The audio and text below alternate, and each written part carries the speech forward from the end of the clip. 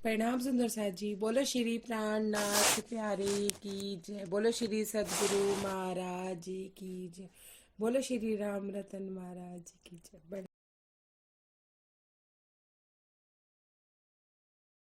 प्रणाम जी, सॉरी जी। वो मतलब मन कैसे प्रकट हो जाएगा कि मान लीजिए कि हमने सारा जीवन तो अपने राज्य में लगा दिया, हम बुढ़ापे में आ गए। मैं अपनी बात कर रही हूँ सोच के, मैं किसी पे कमेंट नहीं कर रही हूँ कि हम बुढ़ापे में आ गए। अब हमारा मन तो कर रहा है हलवा पूड़ी खाने का, देसी घी की पूड़ियाँ बनाने का या देसी घी का हलवा बनाने का। हम क्या सोचेंगे कि चलो राज्य को भोग लगवा लेते हैं और हलवा पूड़ी भी खाने को मिल जाएगी। ये कह के हम हलवा पूड़ी भी बना लेंगे। अगर हमने अपनी इच्छाओं को, जीवा स्वाद को नहीं मारा होगा, हमारी इंद्रियों में अभी ये इच्छा रह गई होगी कहीं ना कहीं, तो हमारे साथ बुढ़ापे में ऐसा जरूर होगा। मुझे ऐसा लगता है कि फिर भी उस समय हमें लगेगा कि अब हम, आज हमारे पास समय नहीं है बनाने खाने का, उस समय हमारे पास समय ही होगा।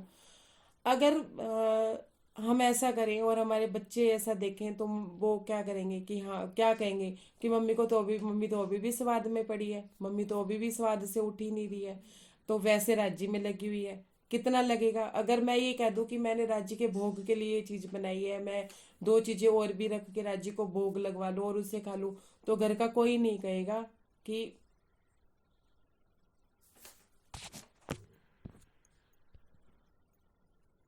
राम जी। तो हम क्या सोच वो बच्चे क्या कहेंगे, मम्मी तो कितनी सेवा भावी है, सेवा में लगी हुई है, हलवे पूड़ी का भोग लगवा रही है। हाँ, कम से कम हमें आज टाइम नहीं है तो मम्मी तो कम से कम राज्य की सेवा कर रही है ना। ये हमारा मन है सुंदर साथ जी, जो हमें प्रभावी करता है। बात तो तब है ना, हम हलवे पूड़े का भोग लगवाएं और बाहर जाएं, जो हमें पहला पर्सन मिले, चाहे वो सब्जी वाला हो, चाहे वो कोई भिखारी हो, चाहे वो कोई हमारा पड़ोसी हो, उसको प्रसाद को हम बांट दें या अपने घर में बांट दें और घर में खुद आके एक सूखी रोटी और दाल के साथ रोटी खाएं, तो हम स्वाद से ऊंचे उठे ना। जब महाराज जी हमें ये कह रहे हैं कि हमें स्वाद से ऊपर उठना है, हमें अपनी इंद्रियों सुख से ऊपर उठना है, और हम उठे ही नहीं है, हम राज्य के नाम पे ही इंद्रिय सुख ले रहे हैं। तो महाराज जी ये कहते हैं कि मन को, अपनी मन की इच्छाओं को साधना है। अपने मन की जो मेन जो एक इच्छा जो होनी चाहिए, वो जीवा स्वाद से उठ के, श्रवण सुख से उठ के, देखने अच्छी अच्छी चीजें देखने के सुख से उठ के हमें एक राज्य इच्छा करनी है। फिर लीव कर गया।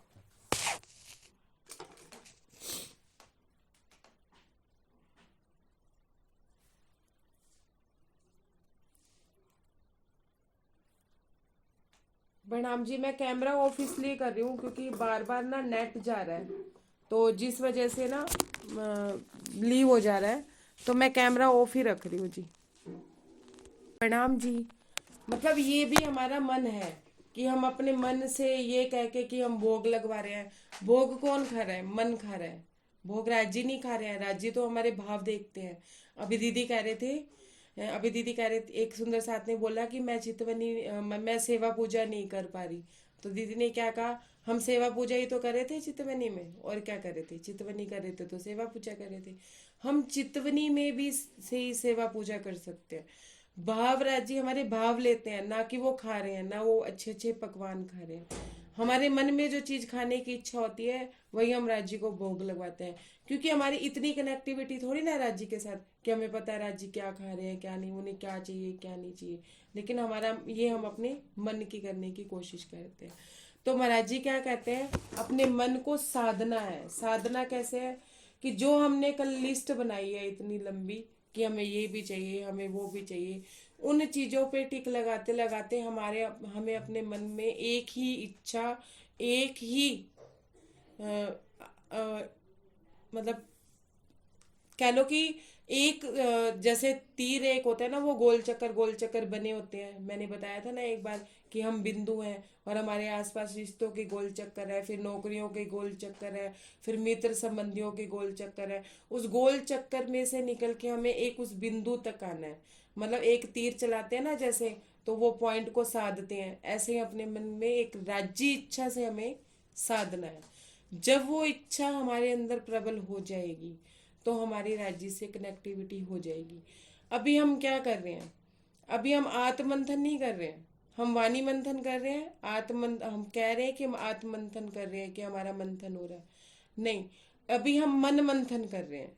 जब हमारा मन शांत होगा, जब हमारा मन धीरे धीरे सदना शुरू होगा, तो हमें वाणी मंथन से गवाही मिलेगी कि हाँ, हमारी वाणी में ऐसा लिखा है कि मन का रंग ये भी होता है, लाल भी होता है, हरा भी होता है, नीला भी होता है, पीला भी होता है। तो हम अपने मन को देखेंगे, हम अपने मन को देख के साध सकते हैं उसको। और जब हमें वाणी से, वाणी मंथन से उसकी गवाही मिलेगी चौपाइयों से कि हाँ, ये तो हमारे जीवन का अनुभव है, ये भी हमारे जीवन का अनुभव है, तो हमारा आत्म मंथन होना शुरू हो जाएगा। तब हम आत्म मंथन की तरफ बढ़ेंगे। हम मन मंथन कर नहीं रहे हैं। और हमारे बड़े बुजुर्ग, जो हमारे गुरुजन हैं या जो हमारे बड़े भी हैं, वो हमें बार बार वाणी पढ़ने के लिए क्यों कहते हैं कि रोज 500 चौपाइयाँ रोज पढ़ो, या 100 चौपाइयाँ रोज पढ़ो, या 4 चौपाइयाँ रोज पढ़ो। वो हमें चौपाइयाँ पढ़ने के लिए इसलिए कहते हैं। अरे यार,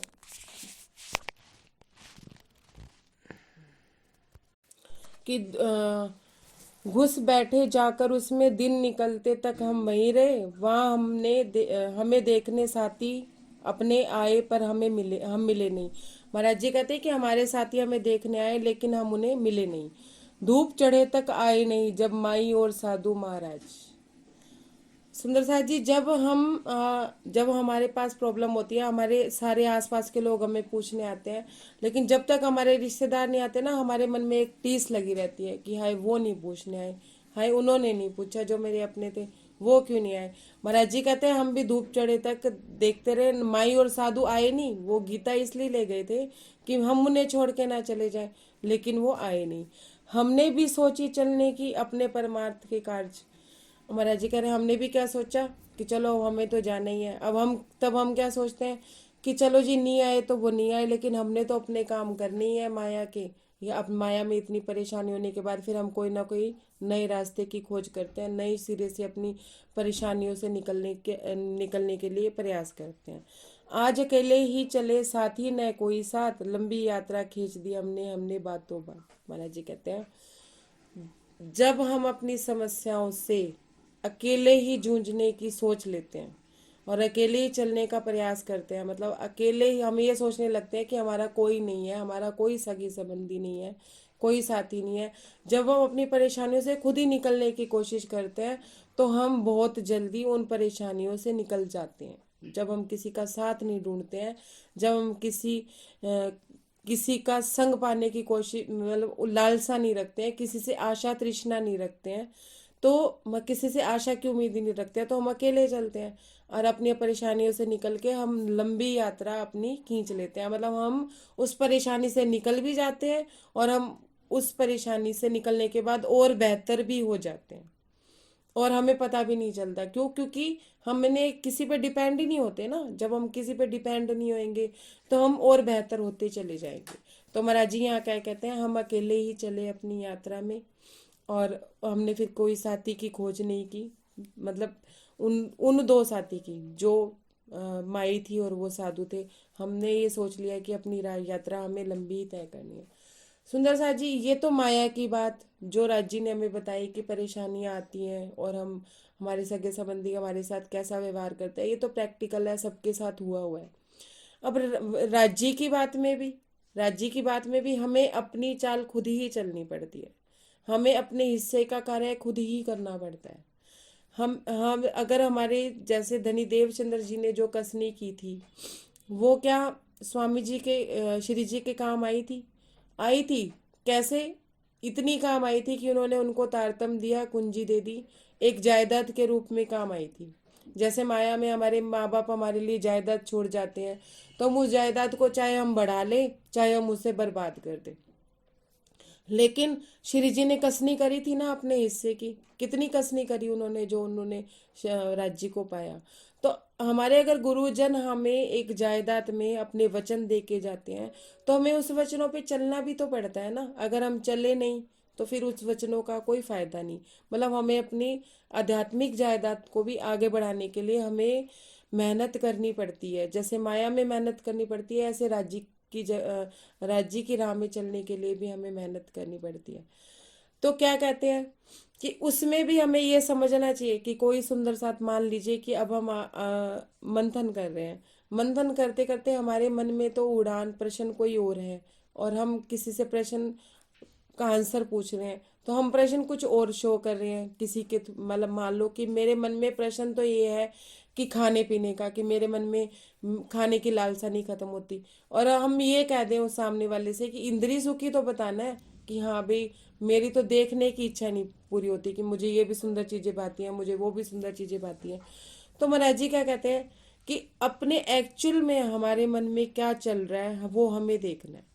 हमें कैसे, हमारे अंदर क्या कमी है वो एक्चुअल में वो रहनी हमें करनी है। हम किसी सुंदर सा से बात भी करेंगे तो वो उतनी ही बात बताएगा जितना उसका मंथन होगा या जितना उसका अनुभव होगा, वो बताएगा।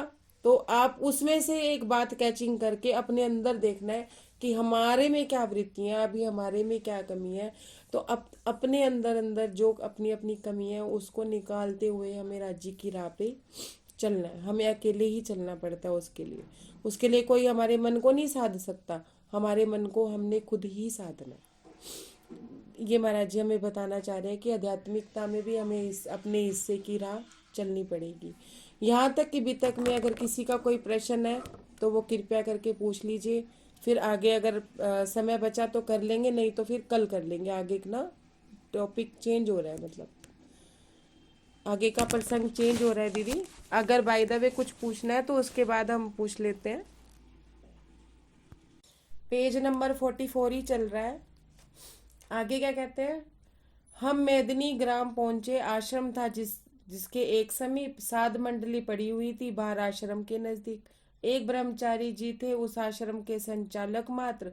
जा बैठे हम भी उबाल ले खिचड़ी के ले अपना पात्र। बनी न थी अब तक निज खिचड़ी, एक महात्मा जी आए। हमें भी भोजन दोगे क्या, ये शब्द उन्होंने दोहराए। बेखौफ निडर संकोचहीन जैसा व्यवहार किया कि हम भी कुछ आकुष्ट हुए उस प्रतिभा के दर्शन पाके। है किसका जो पूछ रहे हो, सभी आपका है महाराज। जब तक वे पतरावल लाए खिचड़ी थी तैयार हुई। पत्तल बिछी सॉरी पत्तल बिछी आन जब उनकी, हमने सब खिचड़ी उल्टी। भूतनाथ जैसा स्वरूप था फबब निराली के इंसान। हो विरक्ता के प्रतीक जो लगता था पुरुष तत्वमान। नंगे दड़ंगे ली सिर्फ लंगोटी, एक कमरिया का टुकड़ा। जटा जूट भस्मी भभूत सा, समकुलित सा उनका मुखड़ा। महाराज जी क्या कह रहे हैं कि वो मेदनी ग्राम पहुंचे, वहां पे भी एक आश्रम था, उसके समीप पहुंचे तो उन्होंने क्या देखा कि वहां पे भी साध मंडली थी। अब संग साधुओं का ही चाहिए था, तो साध मंडली थी। आश्रम के बाहर बहुत सारे साधु भी थे आसपास, मतलब आश्रम के आसपास बहुत सारे साधु खड़े थे। तो महाराज जी ना उस आश्रम में चले गए। उस आश्रम के जो संचालक थे, जो संचालन कर रहे थे, उसको चला रहे थे आश्रम के, वो ब्रह्मचारी थे। मतलब वो साधु नहीं थे जो उस आश्रम को चला रहे थे, लेकिन वो ब्रह्मचारी थे कि मतलब उनका कोई वैवाहिक जीवन नहीं था। जब जाके वहां पे क्या होता था कि जितने भी साधु वहां पे रहते थे, जो वो संचालक थे, वो क्या करते थे कि साधुओं को ना कच्चा सामान दे दिया करते थे, और साधु अपना अपना खाना खुद बनाया करते थे। सब साधु जिसको, चाहे वो 4 जने मिलके बनाए, चाहे वो 2 जने मिलके बनाए, और आश्रम में जो भी उनको चीज की जरूरत होती थी वो संचालक उन उन चीजों की सबकी पूर्ति करते थे। अब क्या हुआ, महाराज जी कहते कि हम भी उस संचालक के पास चले गए। उन्होंने हमें भी रहने की जगह बता दी कि इस जगह पे आप अपना डेरा लगा सकते हैं, और उन्होंने मुझे खिचड़ी के लिए कुछ सामान दे दिया, कच्ची खिचड़ी दे दी। अब महाराज जी क्या कहते, जा बैठे हम भी उबालने खिचड़ी लेकर अपना पात्र। महाराज जी ने क्या किया, अपना खिचड़ी ली और जाके आग जला के अपने पात्र में खिचड़ी पकाने लगे। अभी खिचड़ी बनी नहीं थी, खिचड़ी पक रही थी, पूरी तरह से पकी नहीं थी। तो क्या कह रहे हैं, बनी न थी अब तक निज खिचड़ी, एक महात्मा जी आए। अब वो क्या कहना चाह रहे हैं कि अभी खिचड़ी बनी नहीं थी, इतने में एक महात्मा जी आ गए हमारे पास। क्या कहते हैं गुस्से से, क्या हमें भोजन दोगे। ऐसे मतलब गुस्से से बोलते हैं वो, महाराज जी का कहने का भाव थे कि गुस्से से बोले क्या हमें भोजन दोगे, तो यह शब्द उन्होंने दोहराए। और देखने में तो वो महात्मा थे, लेकिन कैसे थे, बेखौफ, उन्हें किसी का डर नहीं था। बेखौफ, खौफ नहीं था, निडर, निडर भी नहीं था, और संकोच भी नहीं था मांगने में। कोई संकोच भी नहीं कर रहे थे कि हाँ अभी आप मुझे खिचड़ी दोगे या आप मुझे देने की कृपा करोगे। नम्रता नहीं थी उनके व्यवहार में बिल्कुल भी। जैसा व्यवहार किया आके हम भी कुछ आकृष्ट हुए इस प्रतिभा का दर्शन पाके। महाराज जी कहते हैं जैसे उन्होंने गुस्से से बोला कि क्या मुझे खिचड़ी दोगे, तो मुझे भी एकदम से लगा कि एकदम से कि ये क्या है, मतलब क्या है। जैसे ही हमने ऊपर ऐसे सिर उठाया, देखिए महाराज जी कहते हैं हम खिचड़ी बना रहे थे, ऐसे हमने ऊपर सिर उठाया तो ऊपर तक देखा कि वो तो लंबा चौड़ा, मतलब उसका जो शरीर था इतना लंबा चौड़ा था कि उनकी तरफ आकर्षित भी हुए महाराज जी, उसकी प्रतिमा के दर्शन पाके, मतलब उसको देख के आकर्षित भी क्यों हुए, वो ऐसे आकर्षित हुए जैसे कि बहुत बड़ा आदमी, उन्होंने इतना लंबा चौड़ा आदमी उन्होंने महात्माओं के रूप में पहले कभी देखा नहीं था। है किसका जो पूछ रहे हो, सभी आपका है महाराज। महाराज जी कह रहे हैं कि मैंने उससे कहा कि आप पूछ क्यों रहे हो मुझसे, ये तो सब आप ही का ही है जी। परमात्मा का दिया हुआ है तो परमात्मा के बंदे हो आप, तो आप ही का ही है जी। जब वे पतरावल लेके आए, खिचड़ी भी तैयार हुई। तो महाराज जी कहते हैं इतनी देर में तो वो गए, हर पत्तल लेने चले गए, जितनी देर में वो पत्तल लेके आए उतनी देर में खिचड़ी तैयार हो गई।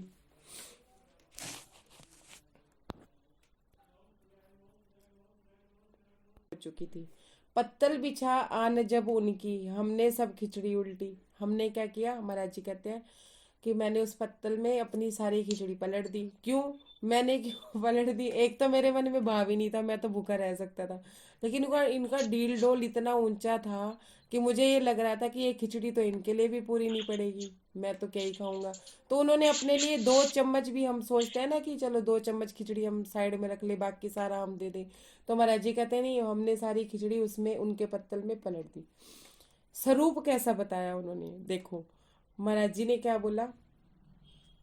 पहले मैं आगे की 2 लाइनें ले रही हूँ, फिर जो महाराज जी ने उनको नाम दिया उससे यही लगेगा कि वाकई में वही थे।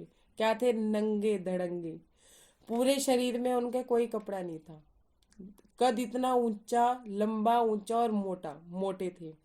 क्या पहना हुआ था, सिर्फ लंगोटी, सिर्फ एक लंगोटी उन्होंने धारण की हुई थी। और एक कमरिया का टुकड़ा, एक कमर में कुछ उन्होंने कपड़ा सा बांधा हुआ था। और जटाजूट भस्म, मतलब पूरे शरीर पे उन्होंने भस्म लगा रखी थी, ऐसे लग रहा था जैसे वो शिव भक्त हो। और समक्लित सा उनका मुखड़ा, और मुखड़े पे उनके थोड़ा मतलब तेज था, और मतलब गुस्से वाले थे। और ऐसे ऐसे दर्शाते थे कि जैसे वो किसी से डरते नहीं, मतलब थे भी ऐसे ही जैसे महाराज जी कहते हैं कि उनका डी डोल ऐसा था, शिव भक्त लग रहे थे। और पूरा शरीर उनका भस्म में जमा हुआ था, एक लंगोटी और कमर में कोई एक छोटा सा टुकड़ा बांध रखा था, बाकी नंगे दड़ंगे थे ऐसे। और बहुत विशाल उनका मतलब बॉडी थी। तो क्या क्या नाम दिया महाराज जी ने, महाराज जी कहते भूतनाथ जैसा उनका स्वरूप था। मतलब भूतनाथ लगते थे वो, फब की निराली के इंसान, फबन निराली के इंसान, मतलब इंसानों में सबसे निराले ही लग रहे थे वो, अलग ही लग रहे थे। एक इंसान जब अलग लगता है ना डील डोल में, साधुजन कैसे होते हैं, दुबले पतले मोटे साधुजन होते ही नहीं, क्योंकि साधु क्या है, जहां मिला वहां खा लिया। साधु का क्या स्वभाव होता है कि जब मिल जाएगा तो खा लेंगे, बाकी वो खाने पीने के लिए ज्यादा ही भागदौड़ नहीं करते। और विरक्ता से प्रतीक जो लगता था पुरुष तत्व महान, मतलब ऐसे लगता था जैसे उन्होंने अपना संसारिक उनका कोई रिश्ता नहीं था, लेकिन अंदर से ऐसे विरक्त लगते थे, दुनियादारी से विरक्त थे। और पुरुष तत्व उनका ऐसे महान पुरुष लगते थे, ऐसा नहीं लगता था कि कोई रहने में उनकी ऐसा होगा, लेकिन गुस्से वाले थे, लेकिन पुरुष तत्व उनका महान लगता था। महाराज जी ये कह रहे हैं पेज नंबर 45। दुष्टि में थी कुछ कठोरता, शब्दों में तीखापन सा था, हुष्ट पुष्ट लंबा चौड़ा सा, डील डोल बेडल बेडब सा था उनका। पत्तल पर धर के ये सब खिचड़ी उनके आगे सरका दी, साथ साथ बोले हम उनसे जी में आप महात्मा जी। महाराज जी कह रहे हैं कि दृष्टि उनकी बड़ी कठोर थी, कठोरता से देखते थे। देखते हैं ना कई इंसान ऐसे गुस्से में देख रहे होते हैं, और शब्दों में तीखापन, क्या खिचड़ी दो, क्या खाना दोगे, ऐसे करके बोला उन्होंने जब तीखेपन से। तो महाराज जी कहते हैं कि उनके शब्दों में तीखापन था। ठीक है। फिर आगे क्या कह रहे हैं कि बड़ा हुष्ट पुष्ट उनका, मतलब हुष्ट पुष्ट उनका शरीर था, और बेडब, बेडब कैसे मोटे थे, पेट निकला हुआ था, दिल डोल उनका ऐसा था। अब सब इमेजिनेशन कर सकते हैं कि वो भूतनाथ जैसे कैसे दिख रहे होंगे। क्या कहते हैं कि हमने उसके उनके पत्तल में सारी खिचड़ी उनके पत्तल में डाल के उनके आगे सरका दी। साथ साथ बोले हम उनसे जिम्मे आप महात्मा जी। तो हमने महात्मा जी से क्या कहा कि आप उसे जिम्मे, आप ऐसे खाना शुरू करें। कहने लगे महात्मा जी तुम भी तो जिमोगे अपने साथ। हमने कहा क्यों शर्मिंदा करते हैं आप। मतलब महाराज जी ये कह रहे हैं कि उन्होंने क्या कहा कि आप भी हमारे साथ जिमोगे।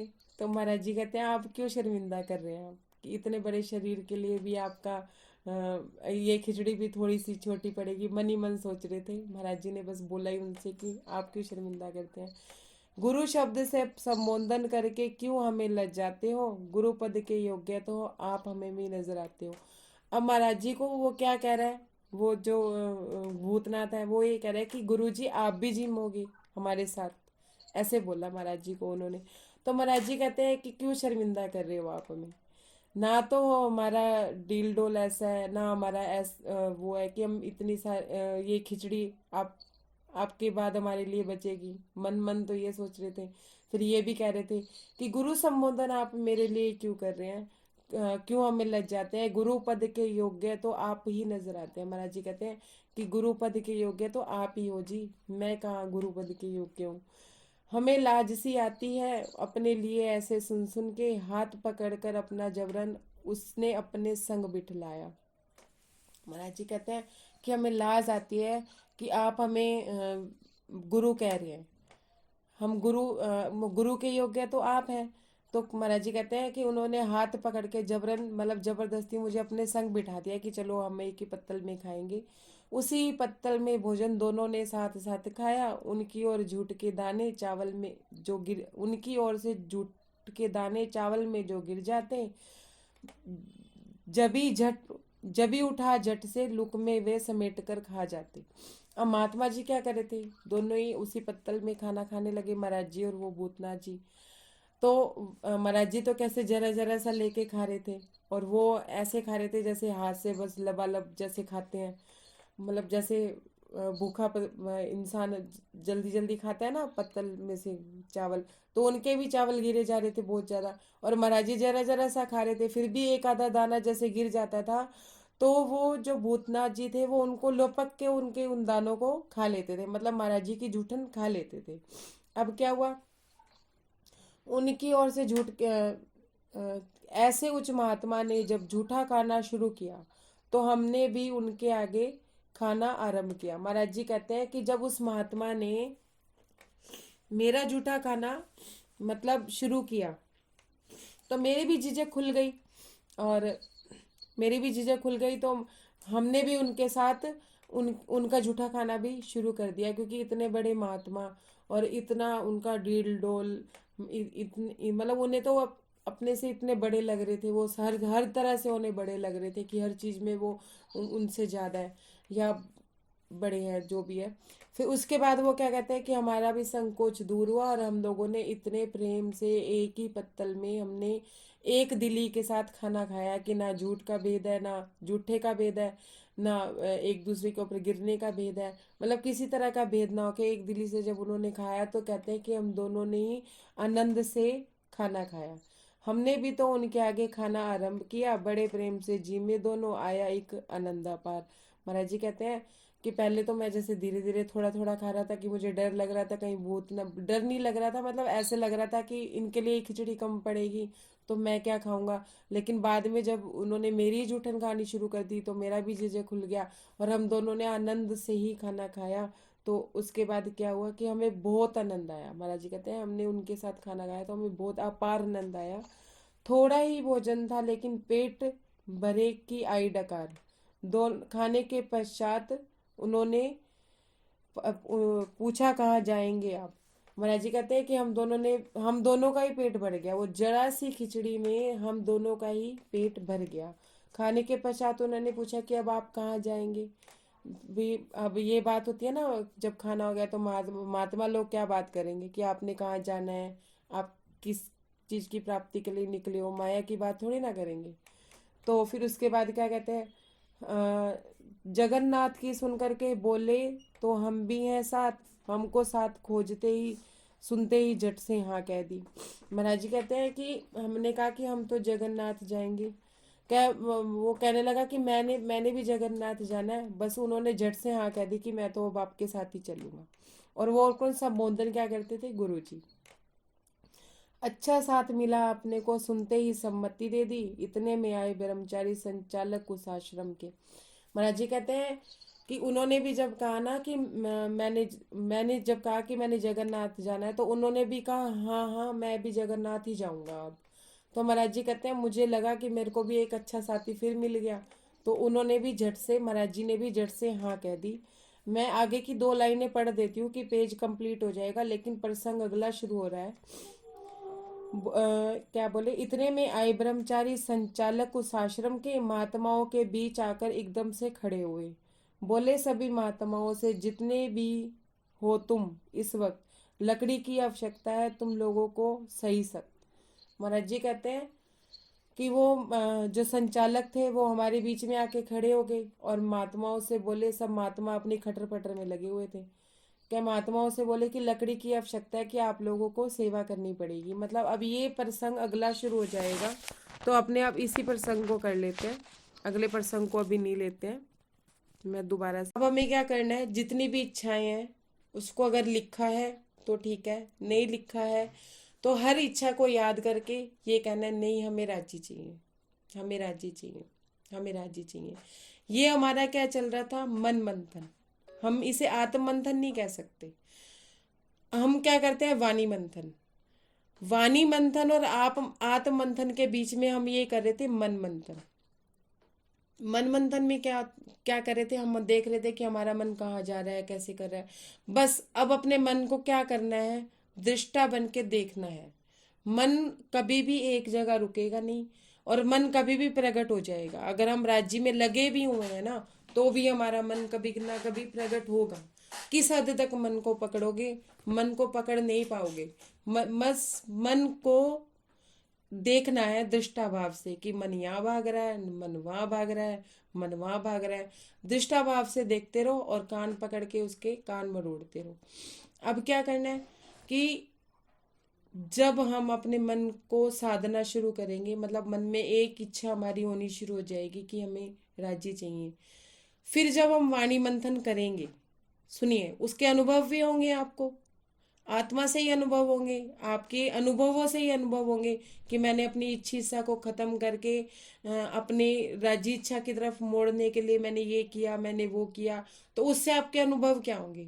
अब मान लो आपने किसी के लिए खाना नहीं बनाया, तो उसके अनुभव क्या होंगे कि आपको गालियां पड़ी, या आपको आपको राज्य ने इतनी आपके ऊपर मेहर कर दी कि सामने वाले बंदे ने क्या कर, कोई बात नहीं, खाना नहीं बनाया, मैं बाहर से खा लूंगा। ये आपके अनुभव क्या है, ये अनुभव ही आपको वाणी मंथन करवाएंगे। अब जैसे वाणी मंथन होगा, तो उस चौपाइयों में जब हमारे अनुभव की बात हमें मिलेगी और उसके बाद हमारी आत्मा में उतरेगी, तो वो होगा आत्म मंथन। अब इसे एग्जाम्पल से कैसे समझाऊं, कौन सा एग्जाम्पल दूं कि सपोज एक बात है कि हमें अनुभव में आई बात। 1 मिनट, मैं 2 मिनट का ध्यान करके फिर बताती हूँ कि मैं प्रैक्टिकल क्या बताऊँ। मान लीजिए कि ये यही बताते हैं कि श्री जी ने काली कामरी पहनवाई, हम लोगों ने पहनी। उस समय सुंदर साथ ने जो काली कामरी पहनी थी, सबके मन के भाव एक जैसे नहीं थे। क्यों? क्योंकि उसमें ब्रह्म सृष्टि भी थी, ईश्वरी सृष्टि भी थी और जीव सृष्टि भी थी। और हम लोगों में भी कोई जरूरी नहीं है कि सारी ब्रह्म सृष्टियां हैं, जीव सृष्टि भी हो सकती है, ईश्वरी सृष्टि भी हो सकती है, ब्रह्म सृष्टि भी हो सकती है। लेकिन मुझे ऐसा लगता है जो इस ग्रुप में है वो तो सारे राज्य से ही जुड़े हैं, तो ब्रह्म सृष्टियां ही होंगी। तो उस लेवल पे ही बताती हूँ कि उस समय ब्रह्म सृष्टियों में भी कहीं ना कहीं ये भाव होगा कि महाराज जी हमें, श्री जी ऐसा क्यों कर रहे हैं, हमें काली कामरी क्यों पहनवा रहे हैं। तो ये महाराज जी ने सबको इक्वल करने के लिए पहनाई कि किसी के मन में ऐसा भाव ना आए। पहले तो सुंदर साथ को लगा होगा, लेकिन बाद में वाणी में भी लिखा है, बितक में भी लिखा है कि सब सुंदर साथ को बड़ा अच्छा लगा कि उन्होंने, श्री जी ने सबको काली कामरी पहनाई, क्योंकि उनके मन के भाव भी वैसे ही होने लगे जैसा उनका पहनावा था। उनका खान पान उन्होंने सादा कराया। उन्होंने टिकुड़े किस लिए मंगवाए कि उनका अहंकार भाव हट जाए, मतलब अहंकार को बल ना मिले, इसलिए उन्होंने टुकड़े मांग के खिलाए। जो श्री जी हम सबको आज चला रहे हैं, उनमें राज्य की बैठक थी, क्या राज्य उन्हें जरूरी थे टुकड़े खिलवाने? अब इधर क्या है, महाराज जी के साथ क्या हो रहा है कि महाराज जी ने खुद काली कामरी पहन ली। और जब महाराज जी ने खुद ने काली कामरी पहन ली, खुद ने ही सारा वस्त्र, किसी महापुरुष ने राज्य रूप में आके मतलब महापुरुष के रूप में राज्य ने आके उनको वचन दिए और उन्होंने काली कामरी पहन ली, तो महाराज जी को इसकी गवाही मिली वाणी में कि श्री जी ने भी पहनाई। तो सोचो उस टाइम कितना आनंद हुआ होगा महाराज जी को कि हाँ भाई, जो काली कामरी मुझे राज्य किसी महापुरुष में आके बता रहे हैं, वो मेरे श्री जी ने भी कराई, हमारे स्वामी प्राणनाथ जी ने भी करवाई। तो कितना आनंद आया होगा उनको उस समय। तो उनका आत्म मंथन, उनका आत्म बल कितना बड़ा होगा कि मैं सही रास्ते पे चल रहा था। जैसे जैसे वो वाणी पढ़ते रहे होंगे, उनके अनुभव उनके सामने आते रहे होंगे कि मेरे अनुभव में ये बात है, मेरे साथ ऐसा हुआ। जब वो अपने मन की चाल चल रहे थे, अभी वो मन की चाल चल रहे हैं ना, मन को देख रहे हैं। अब उन्होंने माया में भी मन को देखा और धर्म में भी मन को देख रहे हैं, मन कैसे चलता है, कि रूप तो धारण कर लेते हैं महात्माओं का, महात्मा बन भी जाते हैं, टिक्के भी लगा लेते हैं, लेकिन अंदर अभी मन प्रभावी है, तृष्णाएं भावी है, प्रभावी है, इंद्रियां प्रभावी है। तो जब उन्होंने किरंतन का 70वां पता नहीं 71वां ऐसे पेज है, पेज प्रकरण है शायद, ऐसा कुछ मैंने पढ़ा नहीं, लेकिन एक बार पढ़ा था तो अब मुझे याद नहीं कौन सा प्रकरण है। लेकिन मुझे ये फाइनल है कि किरंतन ग्रंथ का ही वो प्रकरण है। उसमें ये वर्णन है, मन काला, मन पीला, मन हरा, मन लाल, मन सफेद। मतलब मन के कई कई रूप बताए गए हैं, हजारों हजारों रूप बताए हैं। अब हम नेगेटिविटी में जाएंगे तो हमारा मन काला, हम राज्य की तरफ जाएंगे तो हमारा मन सफेद, और हम दुनिया की ऐशो आराम को देखेंगे तो हमारा मन हरा, और किसी की तरक्की को देखेंगे या अपनी तरक्की को देखेंगे, करने की कोशिश करेंगे तो हमारा मन लाल। मतलब इस तरह से मन के कई कई रूप बताए। और जब महाराज जी ने पढ़ा होगा वाणी में कि श्री जी ऐसा लिख के गए हैं कि मन काला मन हरा, तो उन्हें कितना आनंद हुआ होगा। तो फिर उनका आत्म मंथन कैसे हुआ होगा। तो हमें पहले अपने मन का मंथन जब हमने किया और उसके बाद हम वाणी मंथन करते हैं, उसकी चौपाइयाँ हमारे जो अनुभव होते हैं, महाराज जी को भी अनुभव हुआ ना कि मेरा मन यहाँ काला था, मेरा मन वहाँ सफेद था, यहाँ मैं नेगेटिविटी में चला गया था, और यहाँ पे मुझे ये महात्मा मिले तो उसके साथ हर जगह वो हमें बता रहे हैं कि कहाँ कहाँ मन कैसे कैसे कार्य कर रहा है। कहीं मन भाग रहा है, कहीं मन दौड़ रहा है, कहीं वो हमें पाठशाला ले जा रहा है, कभी हमें वापस डेरे पे ले जा रहा है, और हमारा तन भी उनके पीछे पीछे भाग रहा है। तो जब हमारे अनुभव हमें वाणी में पढ़ने को मिलेंगे, जब हमारे अनुभव में वो चौपाइयाँ आएंगी, पहले हमें अनुभव होगा फिर चौपाइयाँ आएंगी, तो हमारा आत्म मंथन शुरू हो जाएगा कि हम सही रास्ते पे हैं। हमें अपने रास्ते की क्लैरिटी हो जाएगी, ये हम गलत रास्ते पे नहीं जा रहे हैं, हम सही रास्ते पे जा रहे हैं। तो अब हमें क्या करना है, अब मन तो पकड़ में नहीं आ रहा। अब ये तो जो हमने जो कल बात की कि हमारा मन की इच्छाएं क्या है, इच्छाएं इतनी प्रबल है, इतनी प्रबल है। अब हमें क्या करना है, चाहे इस मंजिल को आप 2 दिन देख लो, चाहे आप 3 दिन देख लो, चाहे महीना लगा लो, अंत में उसका जो अंत है वो क्या है, जो मैंने भी किया। जब मेरा मन नहीं टिका, मैं पन्ना जी जाने से पहले दिसंबर के महीने में मेरे मन ने मुझे बहुत भगाया है, जिसकी कोई सीमा नहीं है। महाराज जी पाठशाला से डेरे तक घूम रहे थे और मैं बहुत जगह ही घूम रही थी, मतलब मैं अपना पर्सनल ये अनुभव बता रही हूँ। तो हम क्या करते हैं, धार्मिक स्थलों पे जाते हैं, शेरपुर जाते हैं या पन्ना जी जाते हैं या सूरत कहीं भी जाते हैं, हम क्या करते हैं, हम प्रसाद लेके जाते हैं, हार ले गए, फूल हार ले गए, फ्रूट ले गए, सब ले गए, और हम महाराज जी को भोग लगवा के हम ही अपने मन ही मन में ये अहंकार भी ले लेते हैं, हमारा मन भी अहंकार ले लेता है कि हाँ हमने राज्य जी को भोग लगाया, और आनंदित भी हो लेते हैं। लेकिन एक्चुअल में हमें जाके अगर हमारे सदगुरु सामने हो या हमारे राज्य हमारे सामने हो, हमें किस किस चीज को सौंपना चाहिए, हमारे मन को ही उन्हें समर्पित कर देना चाहिए। अब अगला होमवर्क क्या है, अब मान लो हम अपने मन को साधना चाहते हैं, हम मन में बार बार कह रहे हैं, मन ये इच्छा कर रहा है, नहीं मुझे राज्य चाहिए, मन ये इच्छा कर रहा है मुझे राज्य चाहिए, मन ये इच्छा कर रहा है मुझे राज्य चाहिए, अब फिर भी मन नहीं संभल रहा है। कहीं कहीं पे मन ऐसा अटक जाता है, ऐसा अटक जाता है कि नहीं जी मुझे तो माया की ये चीज़ चाहिए, मैं इसे छोड़ ही नहीं सकता, चाहे वो कुछ भी है। वो व्यक्ति भी हो सकता है, वो परिस्थिति भी हो सकती है, वो जगह भी हो सकता है, और वो वस्तु भी हो सकती है। कुछ भी हो सकता है कि जिस पे मन अटक ही गया है कि नहीं जी मैं इसके बिना नहीं रह सकता। अब बाद में फिर एक मन ऐसा होता है, और अगर फिर मंथन करें कि राज्य नहीं चाहिए, नहीं राज्य भी चाहिए, लेकिन मैं इसे नहीं छोड़ सकता। बहुत जगह ऐसा होता है कि मन अटका देता है। जब मन अटक जाए तो अपने मन को अपने सदगुरु के चरणों में समर्पित कर दो, राज्य के चरणों में समर्पित कर दो। राज्य मेरा मन नहीं टिक रहा, अब आप इसे संभालो, अब आप इसे टिकाओ ना टिकाओ ये आपकी इच्छा है। मैं आपको गारंटी के साथ 1001% लिख के देती हूँ कि अंदर से ही आपका मन उस वस्तु से धीरे धीरे करके ऐसा हटेगा, और महाराज जी ऐसी परिस्थितियां बना देंगे, राजी ऐसी परिस्थितियां बना देंगे कि वो व्यक्ति आपके मन से हट ही जाएगा, या वो चीज आपके मन से हट ही जाएगी, या उसके दुष्परिणाम आपके सामने आ जाएंगे। अगर कोई व्यक्ति होगा तो या तो वो आप में कमियां देख लेगा, या आप उसमें कोई ना कोई कमी देख लोगे, तो वो व्यक्ति दूर हो जाएगा। कोई वस्तु है तो आपको उस वस्तु के दुष्परिणाम पता चल जाएंगे। कुछ ना कुछ ऐसी कहानी आपके सामने, कोई ना कोई ऐसा अनुभव, कोई ना कोई ऐसी बात जरूर होगी कि मन आपका हट जाएगा। तो अंत में जब मन टिक रहा है उसको साधना है, साधने की कोशिश करनी है, और एक इच्छा रखनी है, धनी इच्छा। जब उस धनी इच्छा में प्रबल होके हमारी इच्छाएं कम हो जाएंगी, खत्म तो नहीं होंगी पक्की बात है, लेकिन कम हो जाएंगी, और एक बाकी की इच्छाएं, अगर आपकी 10 इच्छा है, 10 इच्छाओं में से 5 इच्छा भी आपने कम कर ली, और बाकी की 5 इच्छा रह भी गई, और 5 इच्छा भी आपने राज्य की तरफ मोड़ दी, नहीं इस चीज के बिना भी चल सकता है मुझे राज्य चाहिए, इस चीज के बिना भी चल सकता है मुझे राज्य चाहिए। बाकी की जो 5 इच्छाओं में मन अटका हुआ है, अपना मन राज्य को सौंप दो। राज्य को आप ही चलाओ, आप ही की मर्जी है, मेरा मन मेरे से नहीं टिकता, और अपने राज्य में लगो। बस जो 5, एक 5 तो माया की इच्छा करिए, और एक राज्य की 5 इच्छा राज्य की हो रही है, तो हम फिर फंस गए ना बीच में माया और ब्रह्म में। तो हमें जब भी कोई इच्छा प्रकट हो तो हमें राज्य की राह में ज्यादा चलना शुरू करना चाहिए, और हमें राज्य को ही अपना मन समर्पित कर देना चाहिए, जिससे कि हमारा मन टिक भी जाएगा। फिर अगर इच्छा हो ना पैदा हो तो एक राज्य इच्छा में ही रहना चाहिए। ये मेरे जो अनुभव था वो भी मैंने आपके सामने शेयर किया, और जो मेरे मन में भाव आए वो मैंने आपके सामने पेश किए। कोई त्रुटि हो तो मुझे क्षमा कीजिएगा। प्रणाम जी। प्रणाम जी। कोई प्रश्न हो तो पूछ भी लीजिएगा। प्रणाम जी।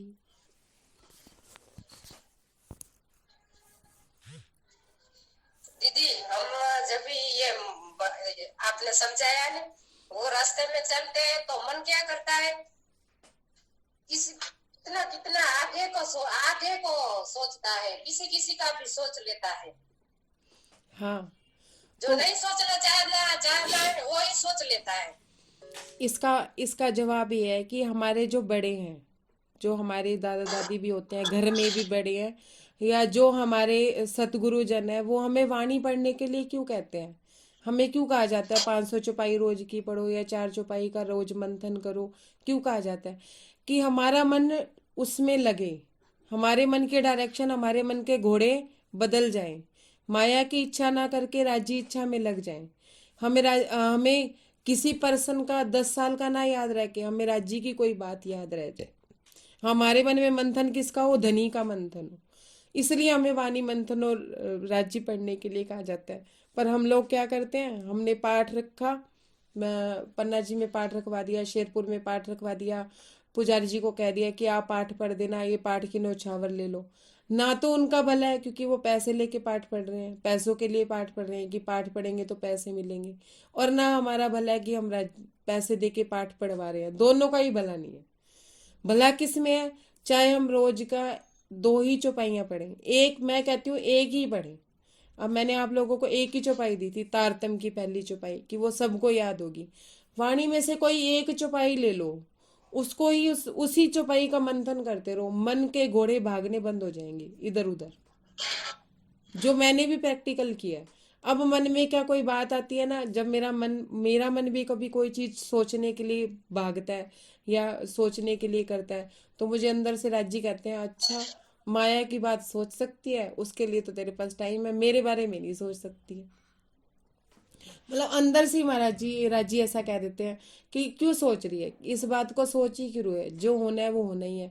हम क्या कर रहे हैं, धर्म के नाम पे मनमानियां कर रहे हैं, यूं कह लो, अपनी मर्जी से भोग प्रसाद चढ़ा दिया, अपनी मर्जी से भोग लगवा लिया, ये कर लिया वो कर लिया। अब कोई कहे हम कि हम तो अपनी मनमानियां कर रहे हैं, लेकिन राज्य पता है क्या कहते हैं, होगा वही जो मैं चाहूंगा। और हम यही क्या कर रहे हैं, हम राज्य में भी लगे हुए हैं, लेकिन हम माया में भी मनमानी कर रहे हैं, सोच रहे हैं माया की बात, राज्य ये हो जाए, राज्य ये ऐसे हो जाए, इसके साथ ऐसे हो जाए, उसके साथ वैसे हो जाए, वो ठीक हो जाए, उसका बिजनेस सेट हो जाए। राज्य कहते हैं तू इतना सोच ही क्यों रही है, जो करना है मेरी मर्जी से होना है, मर्जी नहीं चलनी किसी की, हुक्म ही चलेगा जो चलेगा, फिर सोचना का आएगा। आप देखो ना, जो हम इतना लंबा लंबा सोचते हैं वो कभी हुआ है? जब पीछे जो हमने सोचा था, हमारी लाइफ आज वैसी है? नहीं है, बिल्कुल विपरीत परिस्थितियां होती हैं। क्यों? क्योंकि वह कहते हैं एक परमात्मा की भी तो मर्जी होती है ना, हमारी और तुम्हारी मर्जी से क्या होगा, उस परमात्मा की मर्जी है। जब भी मन भागने लगे तो अपने मन को ये को क्यों सोच रहा है, दृष्टा बनना है ना, अपने को देखना है मन कहाँ कहाँ भाग रहा है, देखते रहो, देखो कहाँ भाग रहा है, पर उसको कान मरोड़ के ये भी को उसकी बात समझ रहा है, उससे क्या लेना है अपने को, अपने को राज्य से लेना है ना, राज्य के बारे में सोचो, जो सोचना है राज्य के बारे में सोचो, अपने आत्म मंथन में सोचो कि हम कहाँ तक पहुंचे हैं। बिना आत्म मंथन के वाणी मंथन तब तक कार्य करेगा जब हम अपना आत्म मंथन, अपना मन का मंथन करना शुरू करेंगे। वाणी से जो गवाहियां मिलेंगी, जो हमारे अनुभव में बात आएगी, उसकी गवाही वाणी में मिलेगी। उसके बाद हम अपना हमारा आत्म मंथन और स्ट्रोंग हो जाएगा, हमें ये लगने लगा कि हम सही रास्ते पे हैं। हमें जब पता चलेगा कि हम सही रास्ते पे चल रहे हैं, तो हम बेधड़क होके चलेंगे। अब रास्ते में वो एरो नहीं बने होते कि जयपुर इतने किलोमीटर, फिर आगे लिखा होता है जयपुर इतने किलोमीटर, फिर आगे लिखा होता है जयपुर इतने किलोमीटर। अगर जो जो यात्री जा रहा है जयपुर, उसको तो वो बोर्ड देख के क्या लगता है कि हाँ मैं सही रास्ते पे हूँ, वो अपनी गाड़ी और उसी रास्ते पे भगाता है। जैसे ही वहाँ लिखा नहीं आएगा बीकानेर इतने किलोमीटर लिखा हुआ आ जाएगा, या कोई और शहर लिखा हो जाएगा, उसे तुरंत पता चल जाएगा कि हाँ मेरा रास्ता गलत है। ऐसे ही वाणी हमें रास्ता दिखाती है जी, कि हम सही रास्ते पे हैं या गलत रास्ते पे हैं, इसकी गवाहियां वाणी में पूरी दी हुई हैं। क्योंकि इंद्रावती जी ने उस पे चल के दिखाया, बड़े महाराज जी की बीतक में उन्होंने देखा नहीं, वो चल के दिखाया। तो ये जो बीतक है, ये जो जीवनियां हैं, यूं कह लो वाणी है, ये क्या है, हमें रास्ता ही तो बताते हैं राज्य तक जाने का।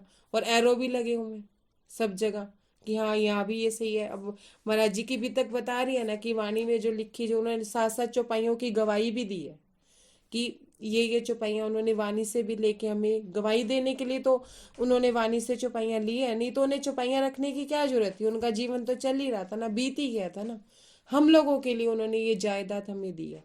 हम अब जायदाद ही चाहते हैं या उस रास्ते को भी पसंद करते हैं? हम जायदाद लेके उसे रखना पसंद करते हैं अपनी तिजोरियों में, देख देख के खुश होते हैं कि ये मेरे दादा ने दी, ये अंगूठी मेरी माता ने दी, ये अंगूठी मेरी चाचे ने दी, या पहन के उसका सुख भी लेते हैं, या उस रास्ते पे चल के हम उसका सुख भी लेते हैं। आई होप कि आपको मेरे प्रश्न का उत्तर मिल गया होगा। प्रणाम जी। आपके प्रश्न प्रणाम का जी। उत्तर मिल गया होगा। प्रणाम जी। राजी को कोटि कोटि धन्यवाद हो। प्रणाम जी। अब क्या कहते हैं, मैदूनपुर की यात्रा के आश्रम के समीप पहुंच के महाराज जी को क्या मिलता है, मंडली मिलती है साधु संतों की, आश्रम के नजदीक जाते हैं। ऐसे ही जब हम राज्य में लगे होते हैं, पहले मैं दोनों ही भाव बता देती हूँ कि जब हम राज्य में लगे होते हैं, जब हम इतनी परेशानियों के बाद अपनी अंदर की खोज करनी शुरू कर देते हैं, और जब हम अपने अंदर, हमारे अंदर आनंद आने लगता है, तो महाराज जी कहते हैं हमारे पास 2 रास्ते होते हैं। एक रास्ता क्या होता है कि एक रास्ता तो ये है कि हम अपने रिश्तेदारों से वापस से वही रिश्ता बना लें, लेकिन मन से वो हमारे रिश्तेदार हट चुके होते हैं, लेकिन रिश्ते तो अभी भी होते हैं। तो महाराज जी क्या कहते हैं, अब वो महाराज जी को वो माई और महात्मा जी की बात थी, जब वो उन्हें पूछने नहीं आए, देखने ही नहीं आए दोबारा, उनकी गीता भी लेके चले गए, तो महाराज जी ने अकेले रास्ता तय करना शुरू किया। तो महाराज जी यहाँ दृष्टा बन गए। दृष्टा कैसे बन गए, अब वो देखने लगे कि महात्मा, उनको पता चल गया कि महात्माओं में भी जरूरी नहीं है कि महात्मा भी, हर महात्मा परमात्मा की खोज में जा रहा हो, नहीं, ऐसा कोई जरूरी नहीं है। तो अब वो दृष्टा बन के चलने लगे, संगति किसकी करने लगे, कि संगति, संग ढूंढने लगे, किसका, उनका जो सच में परमात्मा को पाना चाहते हैं, जो सिर्फ अपने कर्तव्यों से भाग के या अपनी मेहनत से भाग के महात्मा बन के बैठे हैं, उनकी नहीं, जो अपनी स्वार्थ सिद्धि कर रहे हैं उनकी नहीं, उन महात्माओं की संगत में वो नहीं रहना चाहते थे। तो अब उन्होंने क्या करना शुरू किया कि दृष्टा भाव से ये देखना शुरू कर दिया कि कौन से महात्मा कैसे हैं और किन, उनकी रहनी कैसी है, मतलब रहनी से वो पहचान करने की शुरू करने लग गए दृष्टा भाव में। जब वो आ गए तो एक किसी आश्रम में गए, आश्रम में जब उन्होंने खिचड़ी उबालनी शुरू की तो भूतनाथ जैसे वो महात्मा आए। तो उनके उस महात्मा के डोल डील डोल को देख के महाराज जी ने उनका नाम अपने मन में ही रखा भूतनाथ। क्यों? क्योंकि वो एक भूत की तरह दिखते थे। महाराज जी कहते वो मुझे ऐसा लगता था जैसे कोई उच्च कोटि के ही महात्मा हो, या कहीं ना कहीं वो परमात्मा के किसी अंश को पा चुके हों, मतलब एक विरक्त से अलग से महात्मा दिखे। मतलब अब तक तो नॉर्मल जैसे महात्मा क्या होते हैं, पतले दुबले पतले होते हैं, उनको खाने पीने का इतना नहीं होता है, लेकिन वो हुष्ट पुष्ट थे, उनका पेट भी जैसे बाहर निकला हुआ था और ऐसे, तो उनको ऐसा लग रहा था जैसे ये तो बहुत बड़े महात्मा है। महाराज जी ऐसे कह रहे थे। अब महाराज जी को उस महात्मा ने क्या कहा, गुरु जी। और महाराज जी क्या कहते हैं कि जब उन्होंने हमें मुझे गुरु जी कहा तो मुझे शर्मिंदगी हुई। क्यों? क्योंकि गुरु जैसा वो कहते हैं कि गुरु तो आप ही हैं, आप ही गुरु कहलाने लायक लग रहे हो, लेकिन मैं तो गुरु कहलाने बिल्कुल लायक नहीं लग रहा। लेकिन इतने महात्माओं में इतनी सारी मंडली वहां पे थी, अगर महाराज जी उन महात्माओं में अगर उन्होंने आके उनको गुरु जी कहा, तो महाराज जी को अहंकार नहीं आया कि इसने मेरे को गुरु जी कहा तो इतने लोगों में इसने मुझे ही चुना? नहीं। अगर हम उनकी जगह होते हैं कि जैसे मंदिर में एक सपोज एक छोटा सा अनुभव ही या एक छोटी सी घटना ही बताते हैं कि मंदिर में हम भजन गा रहे हैं या कोई भी भजन गा रहा है, उसको हार पहना दिए जाए। भजन गाने में भी हमें कोई हार ना पहनाए ना, तो हमें ये लगता है इसने हमें हार नहीं पहनाया, इसका मतलब राज जी को हमारा भजन नहीं पसंद आया। हम ये मन में भाव ले लेते हैं इसको हार पहनाया तो मुझे भी हार पहनाए। और अगर एक गुरु की पदवी पे बिठा के अगर एक जना हार पहना दे, तो हमारे मन में लालसा ये पैदा हो जाती है, ये भी हार पहनाए वो भी हार पहनाए, और जो गुरु नहीं भी मानता वो भी हार पहनाए।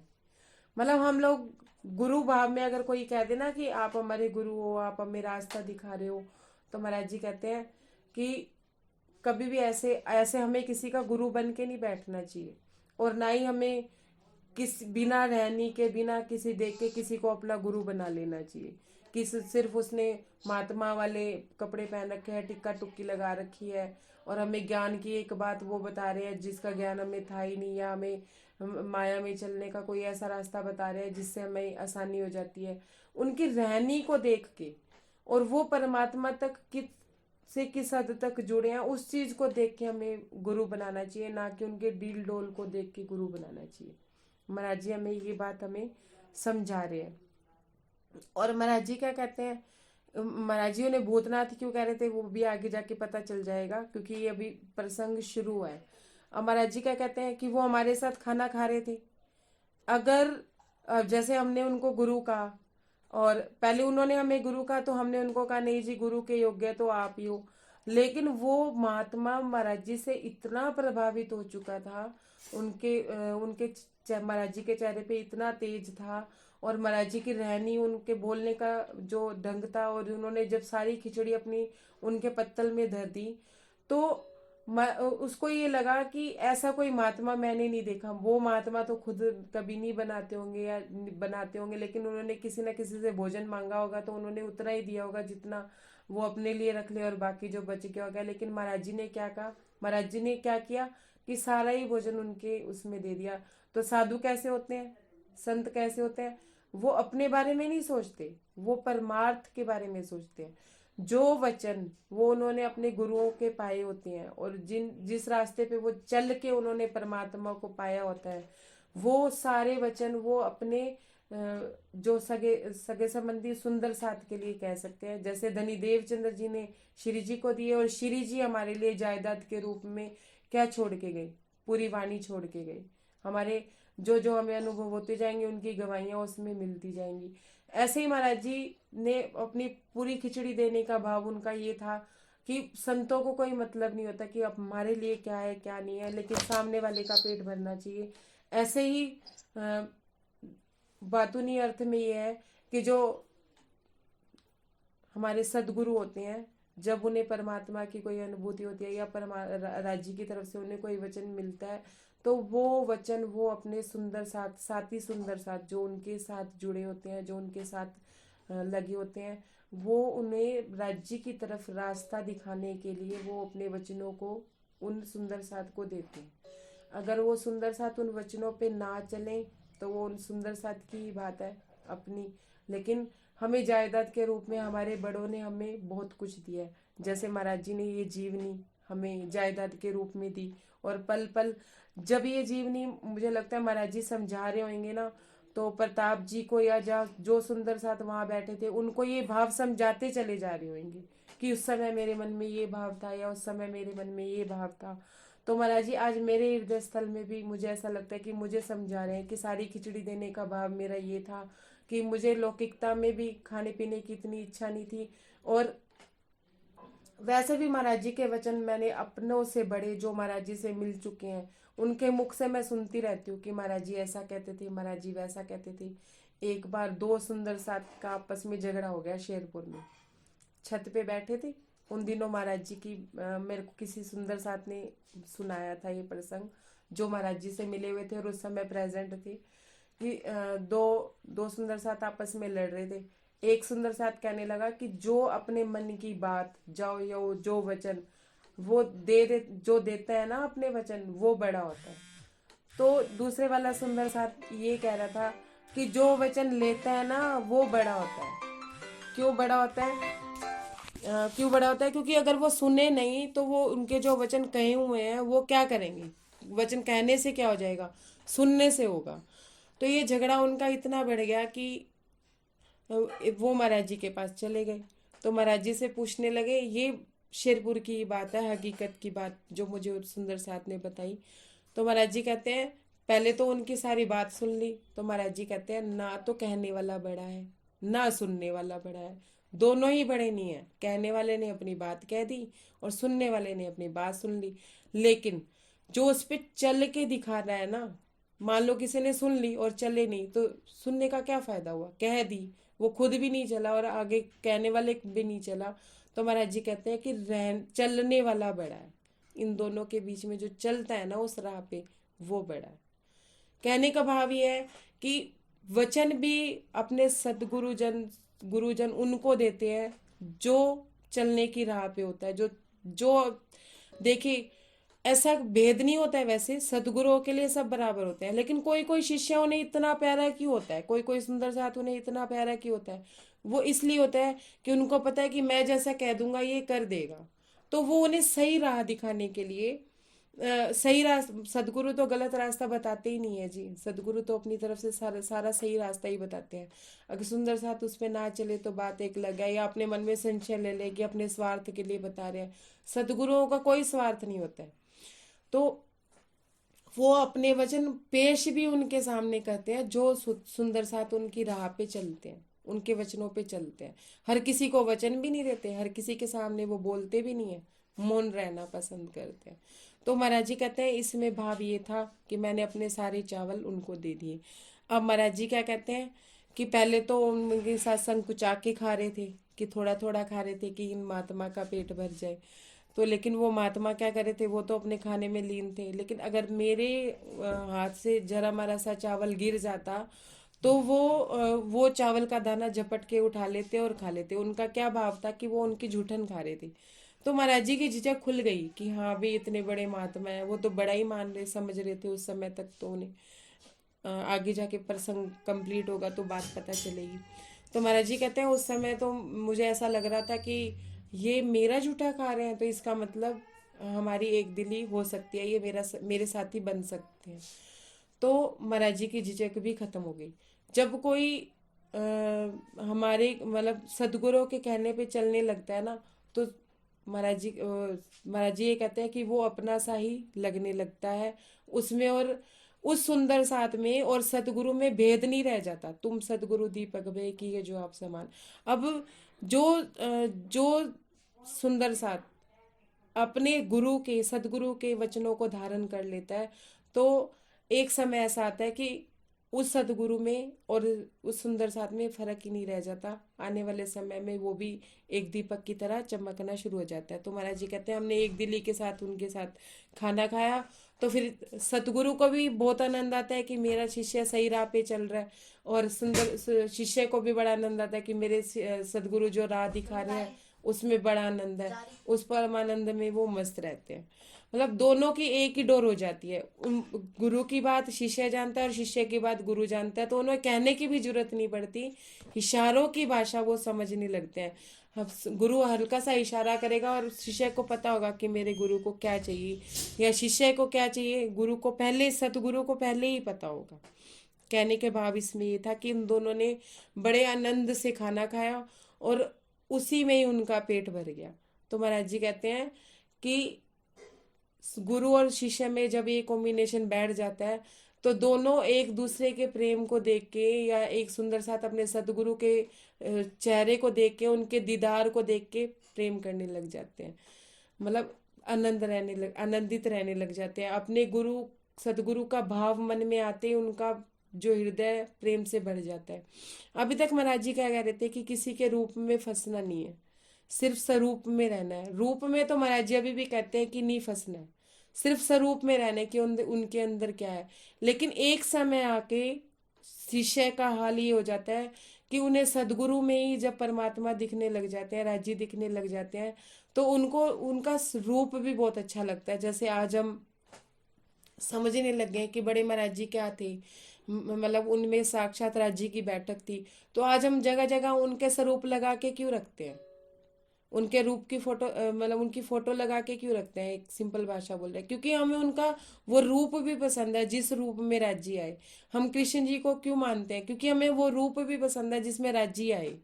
मोहम्मद साहब जी को क्यों हम कुरान का सनंद का मंथन क्यों करते हैं, हम शरीयत क्यों करते हैं, शुरू शुरू में अपने शरीर को राज्य में क्यों लगाते हैं, क्यों? क्योंकि हमें मोहम्मद साहब के रूप में हम कहते हैं ना, मोहम्मद साहब भी हमारे हैं, क्योंकि राज्य की शक्ति उसमें आई। मतलब वो तन भी हमें प्यारा लगने लगता है जब हमें कोई रूप में स्वरूप दिखने लग जाता है। प्रणाम जी। अगर इसमें किसी को के मन को ठेस पहुंची हो या मेरे शब्दों से किसी को हानि लगी हो, तो मैं आपसे क्षमा मांगती हूँ। किसी का कोई प्रश्न हो तो आप पूछ लीजिए और मुझे अपनी छोटी बहन समझ के माफ़ कर दीजिए। प्रणाम जी। प्रणाम सुंदर साथ जी। प्रणाम जी। प्रणाम।